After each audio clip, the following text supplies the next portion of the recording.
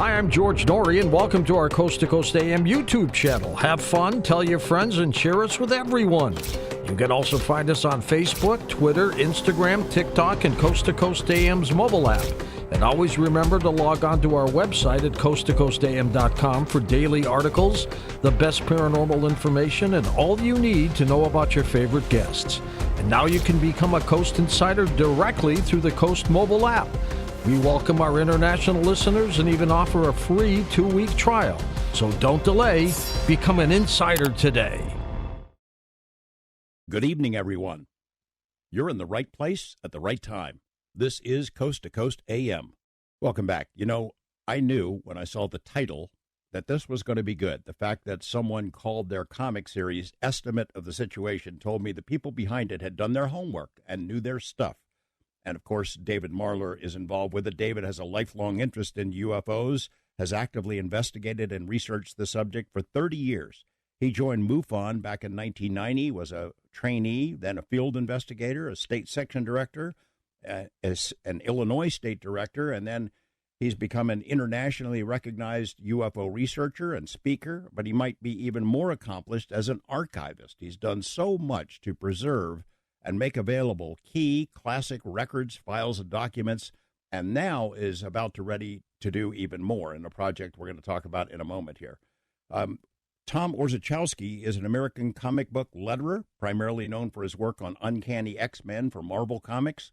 He came up through the fan community in Detroit in the late 60s. His first professional work in 1973 was on Marvel's British weekly titles. He got pulled over into the lettering department and in 1979 became the letterer for the Uncanny X-Men. You know those topics and those titles. He's done something like 6,000 pages of X-Men script and has done many other projects well known in the comics world. Tom and David, welcome to Coast. Thank you, George. Thanks, George. It's an honor to be in the presence of two people who've contributed to something that's been such a huge part of my life.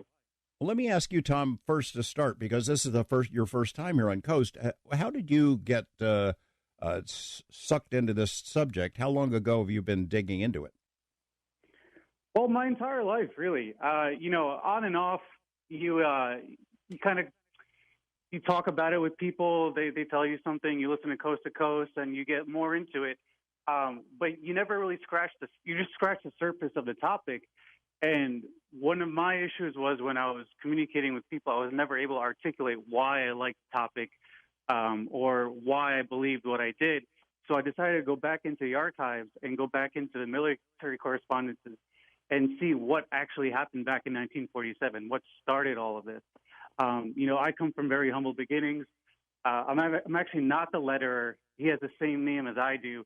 We came up through the UFO Twitter community, and this is our first graphic novel. So this has been, like a really, really wild ride. But at the same time, the best part of it is getting to the heart of the mystery, getting to the heart of why the people back then believed what they did and how they reacted to it.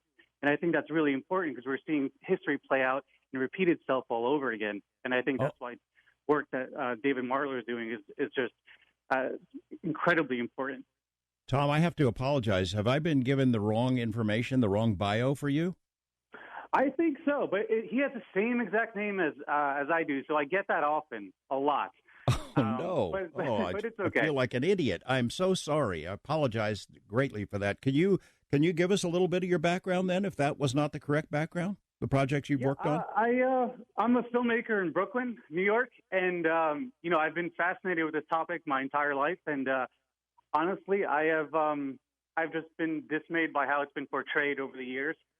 There's a certain level of seriousness to it that I think people don't take into account just how serious our government took this topic, and it's become almost stigmatized in a sense. So, I just really decided to get into the story, find out what was going on, and I found a narrative there, and the rest is history. So are you the writer of the Estimate of the Situations then? Yes, I am one of the writers along with John Zoidis, who is the other writer, and then Ezekiel Anastasia is the artist. Well, I apologize again. We're going to fix that bio mistake on our website, and gosh, I'm really sorry about it, but now we move on. David, before we jump into this project and the history of the subject, I'd like to get your take on what happened this week. I don't know what your expectations were going into the hearing, whether you felt it was worthwhile or not, but give me your take on it. Well, George, I would just echo everything that you said in the lead-in to the show. For those of us that have been involved in the subject for literally decades, we have learned, I think, to temper our expectations accordingly. And if you were severely disappointed, you had your expectations set too high. I have to, comment on a personal note. When I was watching Sean Kirkpatrick during that briefing, he looked very uncomfortable. I don't know if that was your take on the situation, but he did not look like he really wanted to be there, was kind of my assessment of his position. But despite that, I think he walked a fairly decent tightrope. Admittedly, we can talk within UFO circles, but he's talking to the American public and really to an international audience. And he's having to protect his integrity as a scientist, but also trying to present information. But again, I was, much like yourself, very underwhelmed by the substance of what was presented. I have to say, on a personal note, I was disappointed that only 2% of the reports that they broke down in the pie chart were triangles. Given the fact I wrote a book on the history of that subject, I really expected to see that percentage somewhat higher. But despite that, I think one of the interesting things to note, which obviously will be kind of a cornerstone of our discussion this evening, was the fact that the statistics that they looked at, the cases that they provided in the few slides that they did present, if you noticed, it was only from the time frame 1996 to 2023. And my question is, what about the 50 years of information, cases, data, military encounters with UFOs that preceded that time period? And really, that's kind of the impetus for the project that we're working on, is really trying to focus on the history of this subject, which I think you would agree, in the media coverage over the last few years, in the documentaries, et cetera, everyone is focusing on this 2004 USS Nimitz incident moving forward. And we all know, your audience being very knowledgeable on the subject, as well as yourself with the vast amount of research you've done, there is a rich history, and there are case files, literally thousands of case files that the American public has never seen. Many of those we're currently digitizing here in Albuquerque, part of the historic NICAP CUFOS case file collection. And we hope to get those digitized and eventually made available to the general public. I know that it's the paper trail that got me hooked on the subject, because when I would read these reports, there's one thing that the government has told the public: nothing to see here, move along, folks. Don't worry about it. Not a threat to national security, over and over and over again, decade after decade. And yet, once FOIA became the law of the land and these documents start appearing, we know that they have a different opinion behind the scenes, that they've studied this and have come to some alarming conclusions, some of which we're going to get into tonight. Tom, did you get a chance to watch that hearing? Did you have a reaction as well? Oh, of course, yeah. I saw the hearing, and it looks like it's a continuation of a pattern where, we have these underfunded programs, whether it's Arrow, Blue Book, Grudge, and it seems to be that they're not taking it as seriously as they should. Kirkpatrick didn't necessarily look like he wanted to be there, which was a little disheartening, and I almost got, Hynek vibes from him. I'm not sure if anybody else felt the same way, but he was definitely giving off that aura. And it's disheartening because, like David said, there's a rich history to this topic, and there's thousands and thousands of case files that have real legitimacy. But people think the genesis point is the Nimitz encounter. And, right. If you don't know the history, it's going to be bound to repeat itself. And I think, unfortunately, that's what we're seeing with this almost apathy, this underfunded program, as well as the fact that now we're placing it on a foreign adversary that, oh, no, this might be Chinese balloons or Russian satellites or whatever, which is the same trick that they've been pulling for the last 75 years. So for me, it was nothing new. It was very underwhelming, but, par for the course. Kirkpatrick has been on the job, 9 months now? And boy, the public at least has not seen much to show for what Arrow has been doing. And, I sure hope they can pick up the pace and get the resources that the Congress has authorized for them. I get the vibe, same as you, David. He didn't seem to be enjoying himself. I'm going to make a prediction that he's not going to be there in that job a year from now. Maybe by the end of the year, he's moved on. I'm sure he has realized this is not nearly as much fun as it sounds like. And I'm really bothered too we know for sure that he's been meeting with and hearing from some really well-placed whistleblowers, some insiders who have information about these legacy programs, about hardware, very definitive evidence. And he says he's seen no evidence. He's seen no, he's obviously not, either he doesn't consider their testimony to be credible or he doesn't consider it to be evidence, or what's your feeling on that? Yeah, I think it's interesting, some of the statements, they were somewhat contradictory in nature because they did allude to the fact that they did have some individuals coming forward providing testimony. But at the same time, one of the things that they love to continue to echo is the emphasis, and I appreciate this from a scientific standpoint, the emphasis for peer-reviewed scientific journals. Well, for decades, as you know, George, peer-reviewed scientific journals wouldn't even touch the UFO subject. But obviously now we're in a new era where there is an aura of credibility, despite the lack of substance in the most recent hearings and in some of the recent papers. What I find interesting, though, George, is the fact that the videos and the examples that they continually share or cite with us that do have details are IFOs.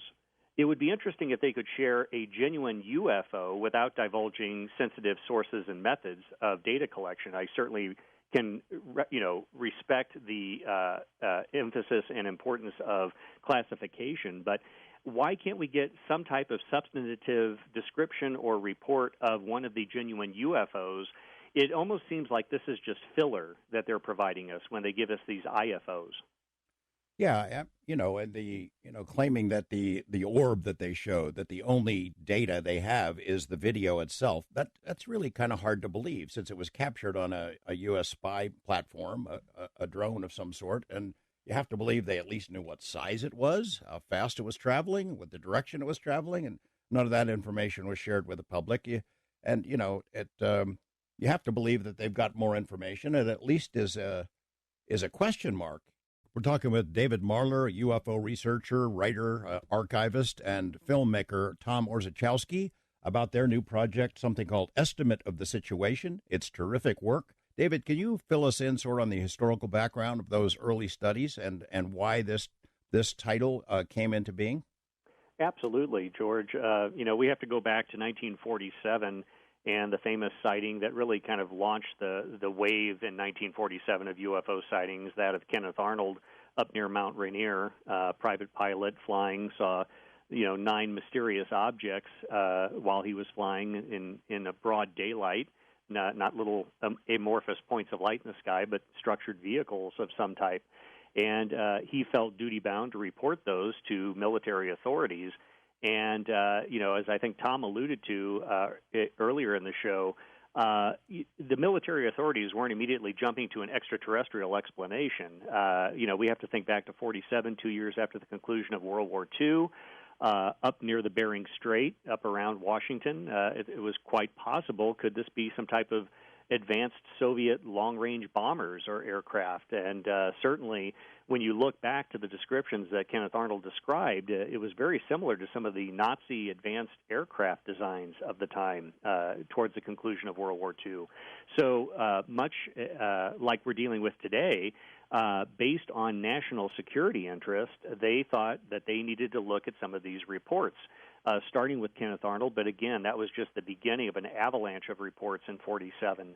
And what's interesting is the fact that the flying saucer subject was born out of 47, as was the Air Force. Later, just literally a few months later, in September, we had the formation of the Army Air Forces to the United States Air Force, and also a major restructuring of our national security state. CIA.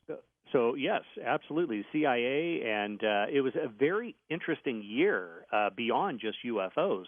But it was during this transition of the Army Air Forces to the Air Force that they began looking at these reports, and again, through the lens of national security, which, as Tom alluded to, it's kind of history repeating itself, is what we're seeing today with these UAPs, what we now call UAPs. And so what's interesting, though, is in those early years, and I'll let Tom speak to this as well, you had, as was referenced by Captain Edward J. Ruppelt in his famous book, Report on Unidentified Flying Objects, you had the pro-saucer enthusiasts within military echelon, and you had the anti-saucer officers within the military echelon. Based on their own personal biases and beliefs or non-belief, you had this bifurcation, essentially, within military ranks.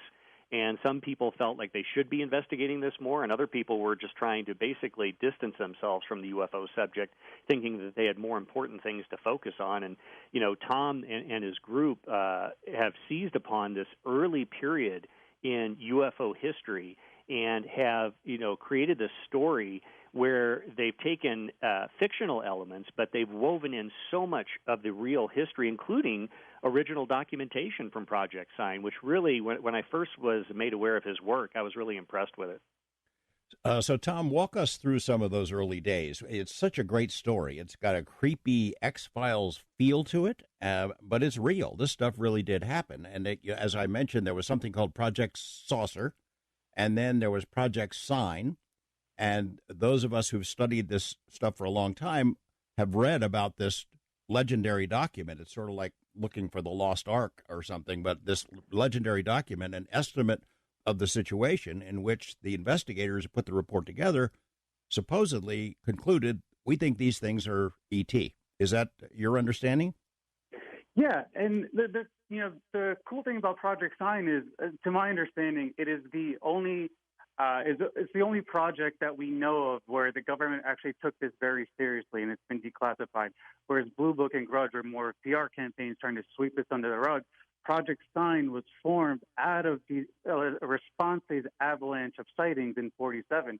And what's really interesting, too, is even though you had a schism in the Pentagon where some people thought saucers were real and some people didn't think they were real, all the way up until the quote-unquote estimate of the situation, both parties agreed that something was flying around in the air. They just couldn't figure out what it was. They couldn't agree on what its source was. And, we had our best engineers on it. We had our best aeronautical engineers, intelligence officers, scientists, mathematicians really take a look at this and find out what this was, because we wanted to know what was flying around in our sky. First civilians started seeing things, and no one really took that too seriously, like with Kenneth Arnold and such. But then when they started showing up around our military bases is really when the Pentagon started to take notice and put together this team. So this team didn't go in with any sort of expectation that this was an extraterrestrial source or a craft from another planet or anything like that. I mean, we were in the backdrop of the beginnings of the Cold War, so there was a lot of Soviet paranoia going around. And what's really interesting is that this team of investigators, which were, again, like the best we had in the country, they went from, is this a domestic project? No. They went through the proper channels. This is not a domestic project. Then they went through the idea, is this Soviet? Is this foreign? And slowly they came to this conclusion that there was no possible way that this could be Soviet, and instead are interplanetary craft. Now, when they did draft the estimate of the situation, they did send it up the channels. Many people signed off on it. Many people from many different branches signed off on it all the way up until getting to Vandenberg, who was the chief of the Air Force at the time. He shot it down and said, no, give me another answer. And that's when the whole project got disbanded and you get Grudge and Blue Book and so forth. But the idea that, we had our best engineers, our best intelligence officers taking this seriously and coming to this conclusion, nobody talks about this. I was stunned when I read about this, when I went back into the archives. And even the language that these people were using with each other, there was no illusion as to whether something was flying around or not. Something was clearly in the skies, and they were just trying to figure out what and if it was a threat to national security. David, how solid is the evidence that Hoyt Vandenberg put the kibosh on this, that the report really did go to him, that it really did say, we think it might be ET, and then he said, I'm not going to accept that, I'm not going to sign it, kill it, and then the result was the Air Force got the message loud and clear, and from then on, they kind of muddied the waters. Absolutely. Two of the best sources we have regarding the estimate of the situation in general, as well as Hoyt Vandenberg essentially rejecting the report come from, as I mentioned earlier, Captain Edward J. Ruppelt, who was head of Project Blue Book later, but also an individual that the general public may not be as familiar with the name Dewey Fournay. And Dewey Fournay was the Pentagon liaison officer for Project Blue Book. In fact, Captain Edward J. Ruppelt, when he came in, actually reported directly to Major Dewey Fournay. And both of these gentlemen, in written as well as audio testimony, refer to the estimate of the situation. They saw a copy of it, they read it, they acknowledged the size, the description of the report, and acknowledged that it went up the chain and then ultimately was shot down by Vandenberg. Ironically enough, George, as we talk about this history going back, to 47, years later, approximately 20 years ago, I was able to receive personal effects of Dewey Fournay's. And in fact, Dewey attended the famous 1953 CIA-sponsored Robertson panel, and I have letters from Dewey to another UFO researcher whose collection I acquired, and they became good friends. And this individual acquired Dewey Fournay's military attaché case that actually has his name embossed in gold on the outside. And I have correspondence from Dewey stating that that was the military attaché case that he personally took to the Robertson panel in 1953. And I have some of his index cards from some of the material that he was planning to present at that panel. So it's ironic as we talk about this, it seems abstract, but in our archives here in Albuquerque, we do have some of the personal effects of Dewey Fournay. That's awesome. You got to promise me you will never allow me to go through your archive, because I'd be really tempted to pilfer some of that stuff. Open invitation, George. There's another name we need to mention, and that is Nathan Twining. So this is a document that, unlike the estimate of the situation, this one survived. It was something that he wrote. I think you know what I'm talking about, David, and maybe Tom, you want to weigh in on it as well. But that's a gigantically important historical document on this topic, right? It is. It's one of the official documents, like you said, George, that we know of that actually survived any type of censorship. And where basically Nathan Twining states that, the phenomenon is real, not visionary or fictitious, and even goes into descriptions. That's the famous quote that we often hear from the memo. But the memo, or the memorandum itself, is chock full of details, talking about that these objects are being observed by military observers that approximate the shape of a disc. Describes the extreme maneuverability and acceleration of these objects, and it's a very telling document. I would argue it's probably one of the most telling documents from that time period. Tom, tell us about the start of this project, what the inspiration was, how big it's going to be, how many issues or volumes you might envision. Well, yeah, I mean, the start of the project, basically, I wanted to find out what was going on because, again, I was trying to communicate to people about the topic and I wasn't able to. And I just really wanted to find out for myself whether there was something to all this or not. So for me, it was going back to the documents, and not only going back to the documents, it was going back to all these researchers that have really put their careers on the line for the last 20, 30 years who are not in the limelight. People like Jan Aldrich, Barry Greenwood, Wendy Connors. These people have archived their own investigations. They've written books about the topic, and I really wanted to find out whether there was something to it. So I put together a board, and I ended up going through it piece by piece. I ended up cold calling some researchers to figure out, if they would talk to me, and thankfully some of them did. And what happened was I just pieced together Project Sign from beginning to end. And I just, I was amazed that no one really talked about this. No one really informed me about, who the people involved were. And it was really, really hard to figure out who was doing what and who was corresponding with who and so forth. So the idea became like, how do I simplify this and make it into something more digestible for people, but still maintain the historical accuracy? Because for me, that's really important. I think, again, if we don't know our history, we're doomed to repeat it. So, we put together a small team, another writer and an artist, and we just got to work. And before we knew it, the first issue came out, and we got an overwhelming response. We spent a lot of time on it, And our motto really is to stick to documentation, stick to historical record, because, again, we want this to be digestible, and we want people to walk away with an understanding of what happened during this time period, like this really hidden chapter of American history. So right now we're looking at 8 issues. We're done with the first issue. That's available for pre-order, and we are blessed to basically partner up with the National UFO Historical Record Center, David Marler, where half of each purchase goes straight to their organization. And what they're doing are digitizing these documents and make them available for everybody, which comes full circle, because a lot of researchers that, I had to hit up to get information, I had to look into their archives, they work with David Marler. So it just was a natural symbiosis. And I can't say enough. Like, it's the best thing is to be able to give back to this community in a way that's helped me for the last few years. So we're just going to go through the entirety of Project Sign and hopefully continue the series after that. But we want to focus on this particular moment in time so people can walk away with a really clear understanding. The comics world, the graphic novel world is so different from when I was a kid and collected these things. It's so big, such a powerful platform and a way to reach an audience. I was kind of curious whether or not the comics world, graphic novel world, really follows UFOs, if it was something that they were interested in a historical context. Can you speak to that?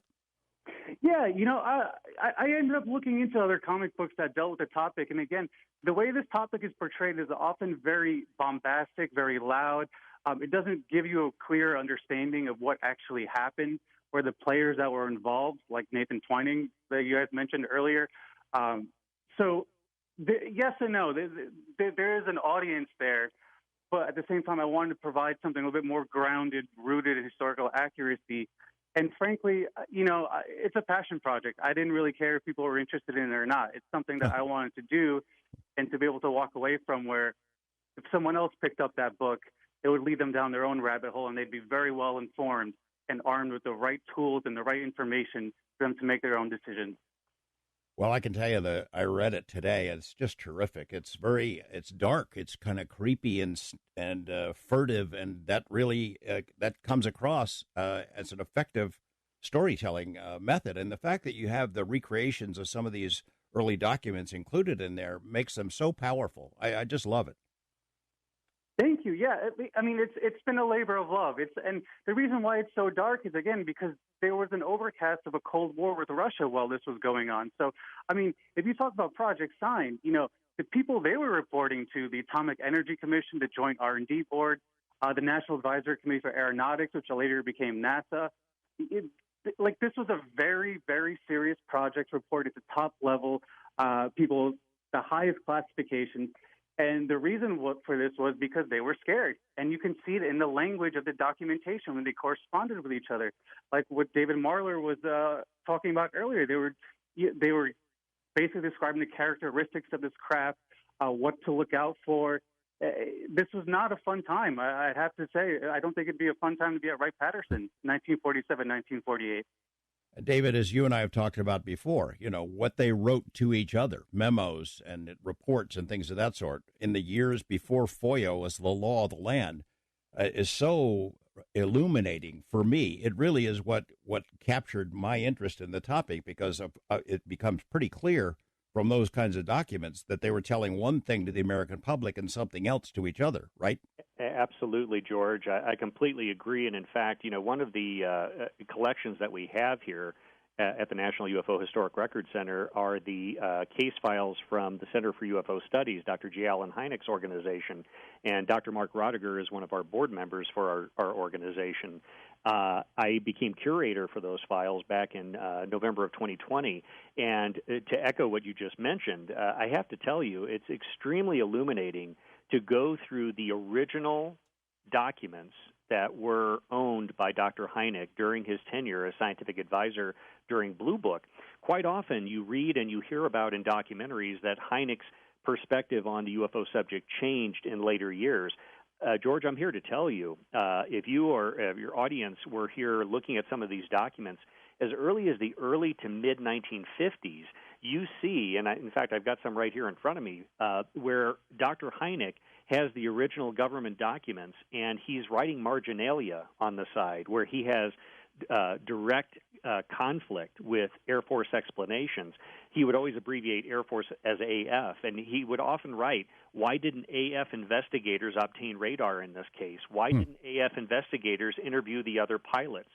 And quite often, you'll see where he crosses out 3 or 4 times, and he would always usually write with red felt pen. He would cross out the official explanation that might say ball lightning, and underneath he would write in uppercase letters, unidentified. So you see that there was this consternation, this issue that he was having with the Air Force explanations, even as early as the early to mid-50s. We're talking with David Marler and writer, filmmaker Tom Orzechowski about Estimate of the Situation, this new graphic novel comic series that is just started and is going to benefit a massively important project. We're going to get into more of the details on that in a moment. So, Tom, you indicated that the initial response to Estimate of the Situation has been pretty positive. If it continues to be that, then this could go on?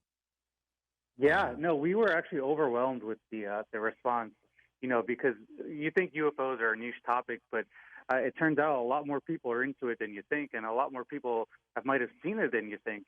And, we are continuing the series up until 8 issues. We're going to be telling the entirety of Project Sign from beginning to end.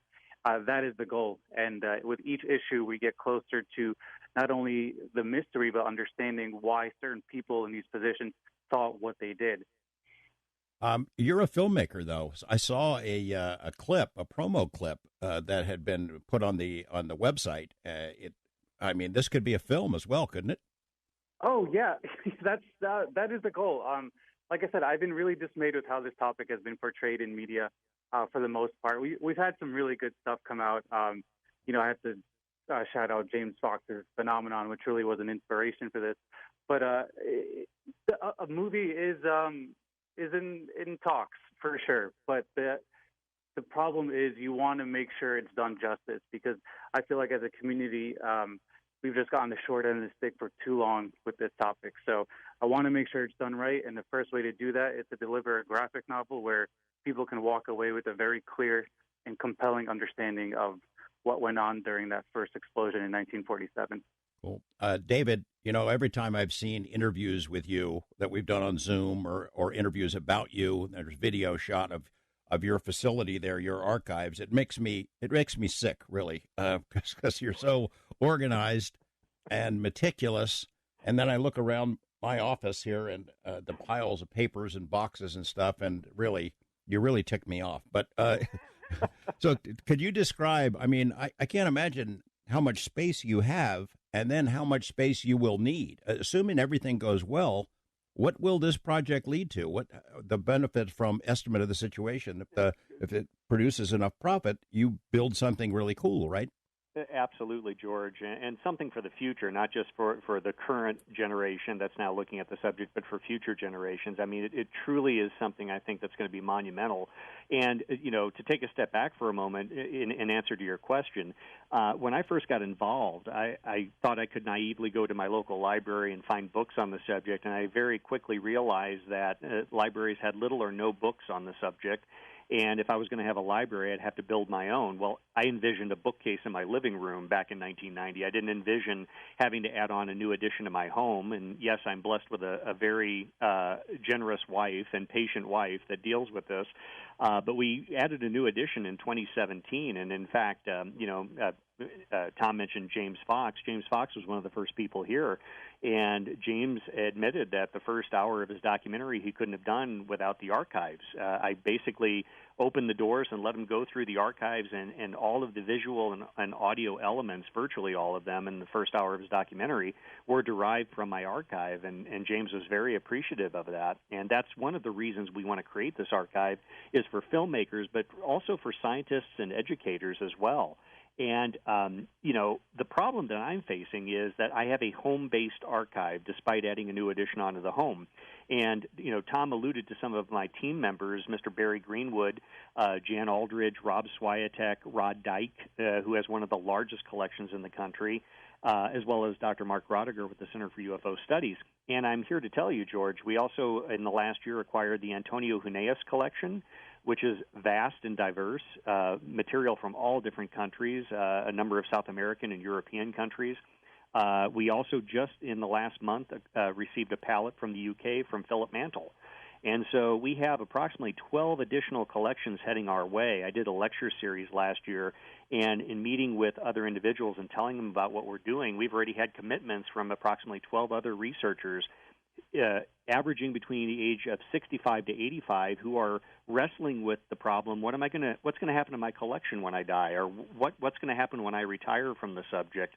And so we have the largest collection of historical materials ever assembled that will be centralized here in the Albuquerque area, with the express purpose of making it available to the general public, but also, as Tom alluded to, digitizing it so we can make it also widely available on the internet for the worldwide UFO community.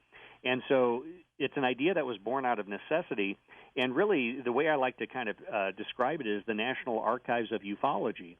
We have the National Archives, and that's wonderful. Good luck trying to find UFO information. It's like a needle in a haystack.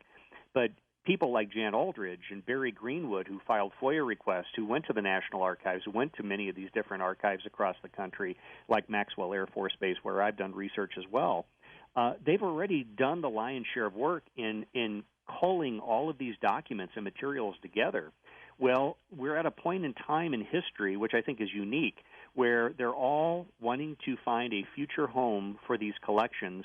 And by virtue of just my affiliation, my working relationship, and mutual respect with these individuals, they've all agreed to centralize that material here. And I can't house that in my home. And so we've now had to take it beyond the concept of a home-based historical archive, and we're looking to have a freestanding building that will be a true historical archive for UFO research.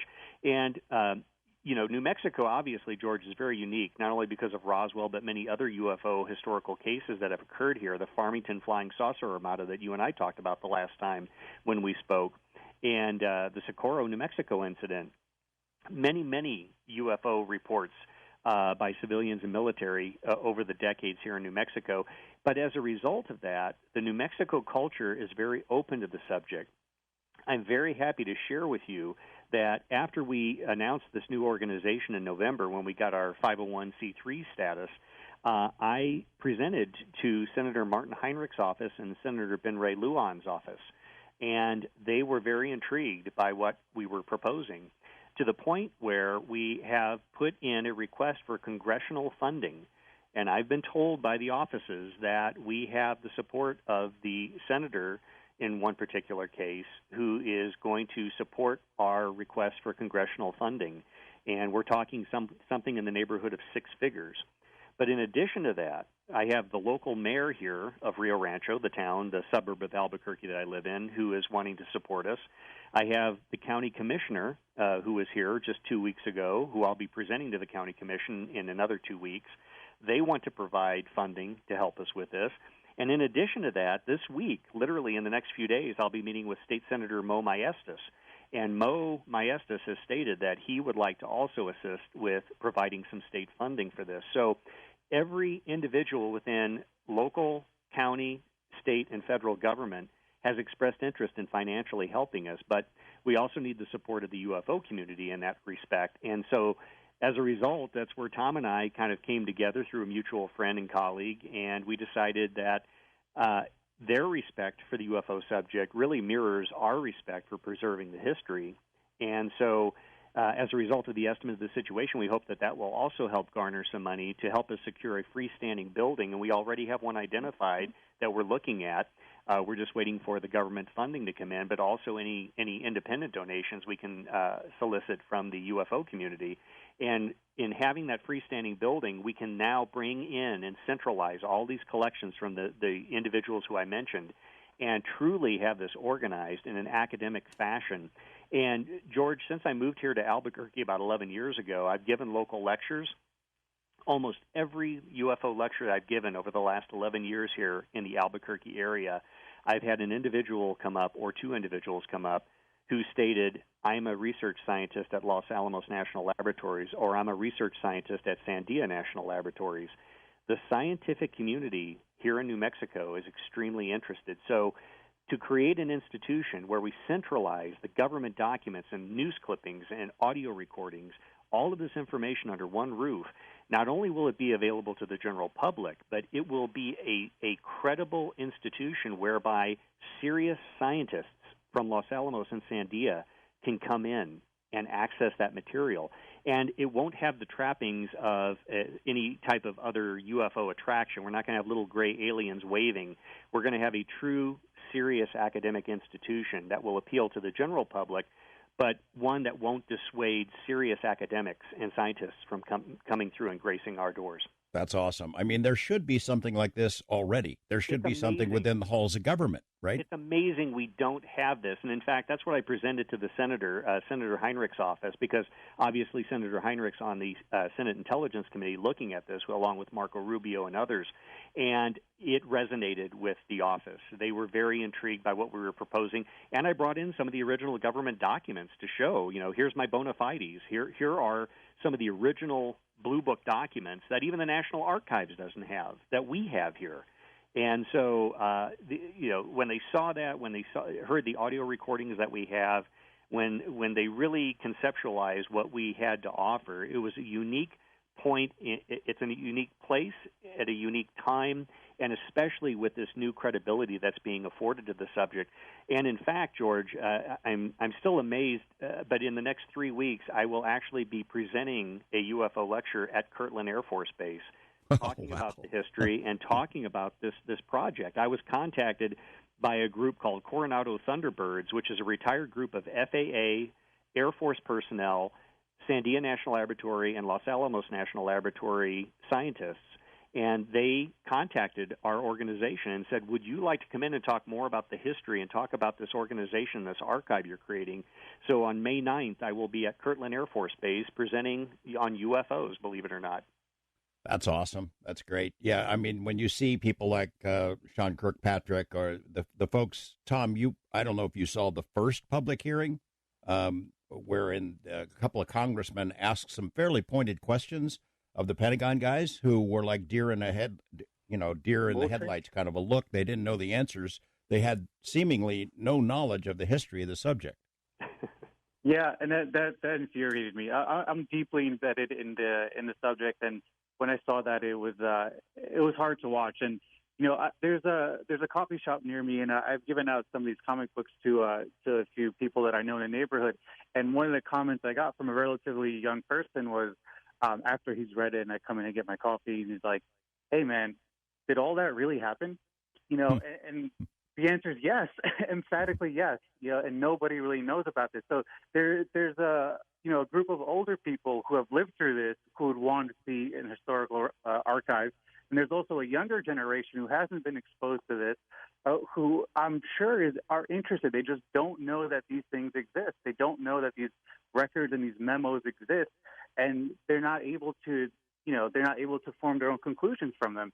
And one of the cool things about going through these documents is you find all sorts of things where, there's often that fallacy where people say, "Oh, well, Kenneth Arnold he had a sighting and they misquoted him saying it's saucers, so everyone thinks it's saucers." Well, that's actually not true. We have records of flying disc sightings through a theodolite, through an observed instrument in April of 1947, before Kenneth had his sighting, before saucers were on anybody's mind. So it's little clues like this that give you a much better context of the story, a better context of what happened. And I think that's really for the younger generation. That's going to be really, really important moving forward. I love one of the documents you included, an estimate of the situation. The first volume here is from my backyard, Lake Mead. So right after the Kenneth Arnold sighting, there were sightings all over the place. A huge wave of cases from all over the U.S. that were being reported. And one of the first ones after Arnold was something flying pretty close over Lake Mead that I think some U.S. Navy pilots encountered. That's a cool document to have in there. David, as a student of the topic, you know that the same kinds of excuses that are being given now to explain these things away were given back then. We see now, oh yeah, that orb, that must be some Chinese drone, or it's a balloon or something like that. That there have been attempts to dismiss this stuff long before the technology that we know exists now have been around, right? Absolutely, George. And as I alluded to earlier, the focus of the dialogue should be on the smaller subset of unidentified objects. I will concede in going through the NICAP civilian UFO case files, and there's thousands of them spanning the decades. The vast majority are probably Venus or a satellite or any type of atmospheric phenomenon that could easily be discounted. But we don't care about those. It's the needle in the haystack again. We're trying to find those cases that is that small residing body of reports that defies explanation. And I don't go out and do lectures and talk about IFOs. That would bore an audience to tears, much like what we had with the recent hearings where they're just describing things that they're just explaining away. Well, tell me about the ones that defy explanation. That's what the focus of the dialogue, that's what the focus of the conversation should be. Yeah, Tom, you've seen the same kind of a thing, in the more recent cases, the warships on the West Coast. Well, those got to be Chinese drones. The idea of people using foreign technology, Russians, now Chinese, the objects that do the same thing now, were doing the same thing in the late 40s and 50s. Obviously, the Chinese drones weren't zipping around over the United States back in those days. Right. They're recycling the same excuses. And what I like about at least like 47 and going to the 50s is I find it very uncontaminated with technology that we might have today where they can use it to explain away, where you're right. We didn't have drones like that zipping away in the late 40s and early 50s where you can just discount it, especially when it's cited by multiple military pilots, corroborated by many officials in the area, depending on the sighting. So, it just goes back to like being educated in what happened and not falling for the same bag of tricks that the government's going to pull out and say, well, no, this is something else, or is this some sort of foreign technology? Well, you've used that excuse already. We've heard this before, except now it's not as believable as it was before. You mentioned a name, Barry Greenwood. I got to tell you, David, Barry Greenwood had I've had very little contact with him, just a little bit over the years, but he had such a big influence on me. That book that he wrote with Fawcett, it's retitled something. It's the UFO cover-up. I'm trying to remember what the title was before, but that was, Clear Intent. Gosh, that was such a spectacular achievement. It really, if I had to point to one book in terms of the government document sort of a venue, that would be it for me. That's a terrific book. I can only imagine what treasures await you in his files. Oh, absolutely. And that book was very instrumental in shaping my mindset when I first got involved in the UFO subject as well, George. And it's ironic that decades later, now Barry and I have become best of friends. And, we correspond almost on a daily basis. And it's somewhat surreal because I never thought I would get to know him as I do, and he's, as I mentioned, one of our board members for the National UFO Historical Records Center. And, who better to be a board member than Barry, because he was the pioneer when it came to FOIAs. We hear about John Greenwald and the great work that he's done with FOIAs, but, Barry was doing this long before John was a twinkle in his parents' eye. Yeah, those. I can't imagine what kind of fancy talking you have to do to get some of these UFO researchers, the long-time guys, to give up their files. Because I know how I would feel about it. It's like pry it out of my cold dead fingers, kind of a thing. Well, I think it's a form of relief because again, over time we'll be receiving these collections, but again, with the advancing age and health declining with certain researchers, it gives them peace of mind. In fact, I mentioned about a dozen collections. There's a few where individuals are getting into a point where they're having health issues and they want to ensure that their legacy, and truly that's what it is, it's their legacy, is preserved for future generations. I can only imagine how much stuff has been tossed out by survivors of somebody who is at this for decades and then just... If you'd like more information about the National UFO Historical Records Center that David Marler is spearheading, we've got a link on our Coast to Coast AM website. And also, if you want to find out more about how to order a copy of Estimate of the Situation, this excellent graphic novel comic treatment of the historical story on UFOs studies from the late 40s on, we've got that link on our website as well. What I find interesting, though, is, I was working on a presentation this afternoon, and quite often we hear about astronomers being called in as the experts regarding UFOs. And then I was looking at some interviews with Dr. James McDonald, an atmospheric physicist, back in the 60s that was looking at the subject. And, I'm not necessarily sold on any particular hypothesis, whether it's the extraterrestrial hypothesis or what have you. I'm interested in things that are moving within our atmosphere, not necessarily in orbit around the planet or in outer space.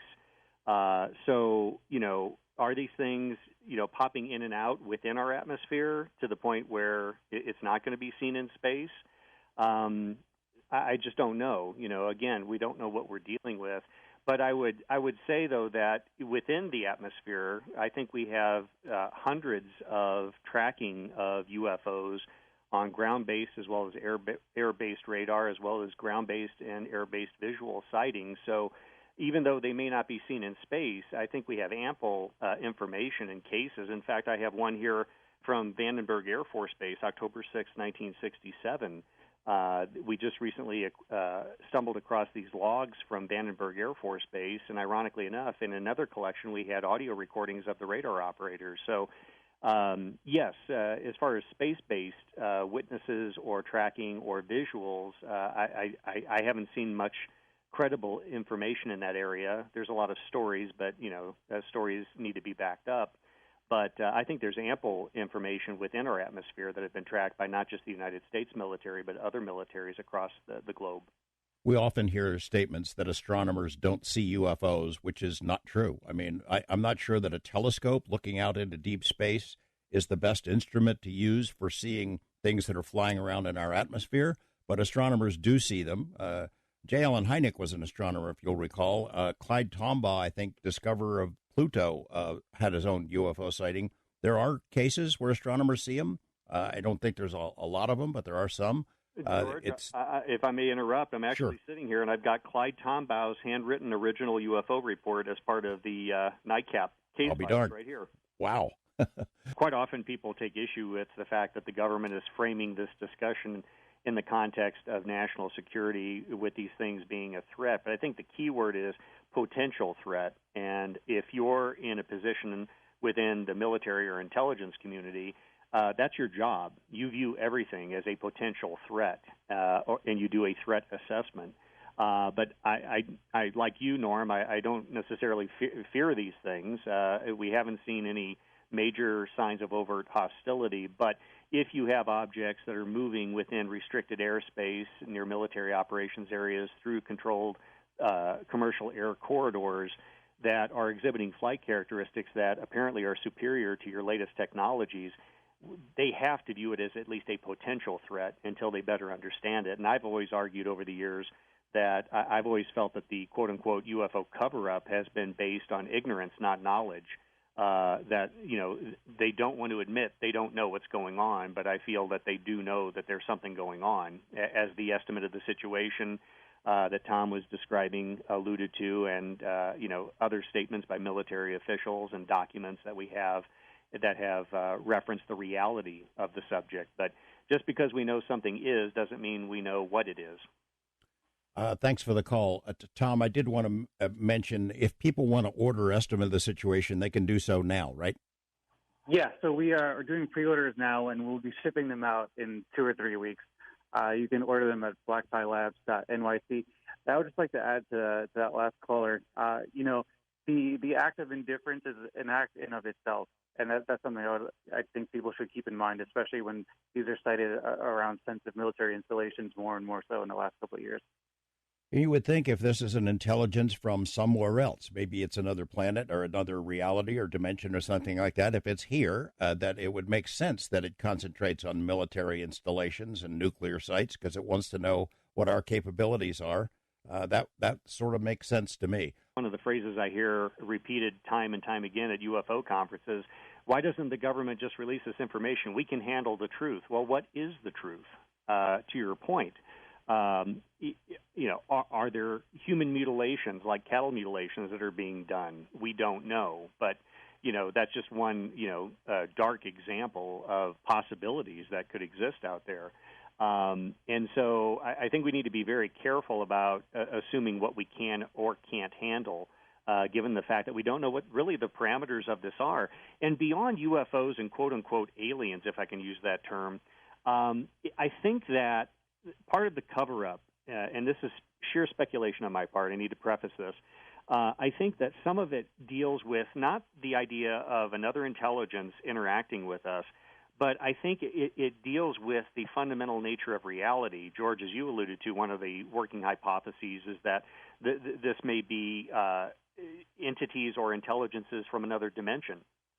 Well, it's one thing to say to people, we're sending out probes to other planets and other star systems, and this is just basically the equivalent of someone else's technology doing the same thing.